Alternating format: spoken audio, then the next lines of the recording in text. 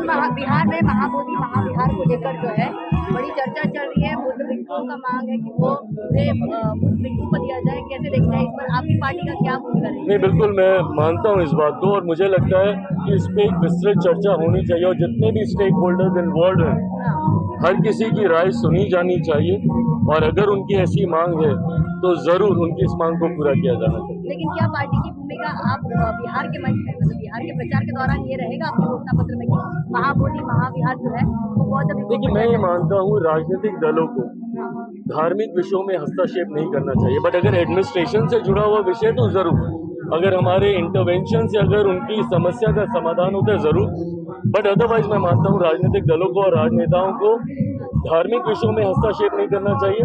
At the same time धार्मिक संस्थानों को भी राजनीतिक पक्षपात नहीं करना चाहिए, ये मैं मानता हूँ। मोदी जी आज कहते हैं कि डॉक्टर बाबा साहब अम्बेडकर जो है उनको प्रवाह से कांग्रेस ने जो है वो दूर रखा था। बिल्कुल, और प्रदेश को प्रमाण की जरूरत नहीं है। जिस तरीके से बाबा साहेब को कांग्रेस ने हराने का काम किया, जिस तरीके से बाबा साहेब जिन्होंने संविधान का निर्माण किया, संविधान के रचयिता, मेरे जैसे third time member of parliament के लिए ये कल्पना करना भी असंभव है कि जिन्होंने संविधान को रचा उनको सेंट्रल हॉल भारत की संसद में उनकी एक प्रतिमा तक नहीं, उनकी एक तस्वीर तक नहीं, जबकि इन्हीं कांग्रेस की सरकार में इन्हीं की पार्टी के एक ही परिवार के तीन नेताओं का तैलचित्र उस सेंट्रल हॉल में लगा हुआ था।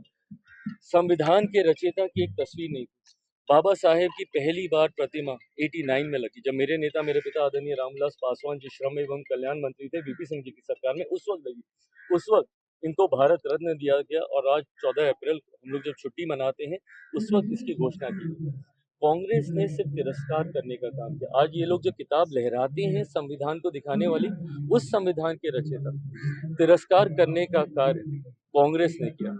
सही मायनों में अगर बाबा साहेब को किसी ने सम्मान दिया तो आज की एनडीए की सरकार और मेरे प्रधानमंत्री आदरणीय नरेंद्र मोदी ना सिर्फ बाबा साहेब से जुड़े हुए पंच तीर्थों को विकसित करने का काम किया। चैत्य भूमि यहाँ पे है, दीक्षा भूमि है, लंदन जहाँ पे उन्होंने शिक्षा हासिल की, मऊ जहाँ पे उनका जन्म, इन तमाम जगहों को, अलीपुर दिल्ली में जहाँ पे उनका निवास था, इन तमाम जगहों को विकसित करके सम्मान देने का काम बाबा साहेब को अगर किसी ने किया है तो मौजूदा सरकार और मेरे प्रधानमंत्री आदरणीय नरेंद्र मोदी जी ने किया। Thank you.